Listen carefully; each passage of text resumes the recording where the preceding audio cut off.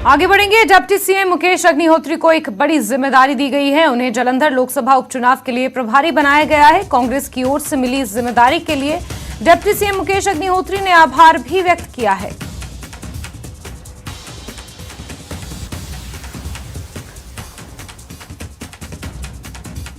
और दिल्ली के उप मुख्यमंत्री मनीष सिसोदिया पर शराब घोटाले में सीबीआई की कार्रवाई को पूर्व मुख्यमंत्री प्रेम कुमार धूमल ने सही करार दिया है। हमीरपुर में धूमल ने कहा कि दिल्ली के उप मुख्यमंत्री मनीष सिसोदिया के पास आबकारी विभाग था, लेकिन आम आदमी पार्टी के नेता शिक्षा विभाग के जरिए उनका बचाव करने का प्रयास कर रहे हैं। आबकारी विभाग में भ्रष्टाचार पर शिक्षा विभाग की दुहाई देना भी गलत है। आबकारी नीति का जवाब आबकारी विभाग से दिया जाना चाहिए था। भ्रष्टाचार तो आपका आबकारी नीति में हुआ है। तथाकथित तौर पे जो कहा गया कि जो कमीशन पहले 2% मिलता था, थोक के व्यापारी को 12% कर दिया गया। सरकारी दुकानें सारी बंद कर दी, 475 की 475, 849 को नहीं पूरी प्राइवेट सेक्टर में।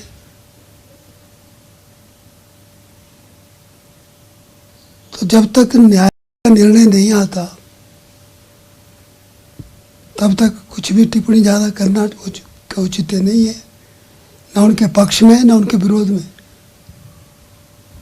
सीबीआई जांच कर रही है।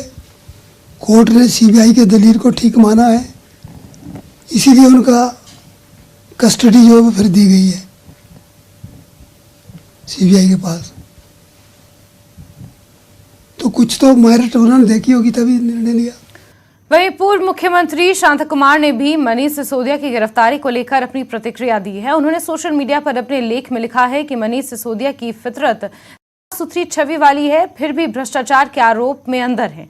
ऐसा क्यों है? आखिर सिसोदिया को भ्रष्टाचार करने की नौबत क्यों पड़ी? भ्रष्टाचार उन्मूलन आंदोलन से पनपी पार्टी आज भ्रष्टाचार के दलदल में क्यों है? उनको चुनाव लड़ने के लिए पार्टी को सशक्त करने की एवज में ऐसा करना पड़ा होगा। उनकी अगुवाई में दिल्ली में शिक्षा के क्षेत्र में अच्छा काम हुआ है, लेकिन आजादी के 75 साल बाद भी लोकतंत्र काले धन और झूठ की बुनियाद पर खड़ा है। चुनावों में पार्टियां कारोबारियों से चंदा लेती हैं और कारोबारी सरकारों की मदद से भ्रष्टाचार के जरिए चंदा इकट्ठा करते हैं।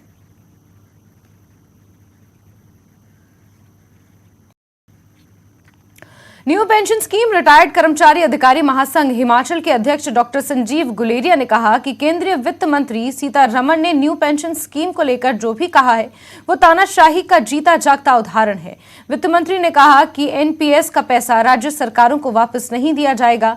कर्मचारियों के पैसे पर भी मोदी सरकार कुंडली मारकर बैठ गई है। किसान आंदोलन के चलते जिस तरह के किसान कृषि बिल संसद में वापस लिए गए हैं, उसी तरह केंद्र सरकार एनपीएस को भी संसद में निरस्त करने की पुरानी पेंशन व्यवस्था पूरे देश में लागू करे।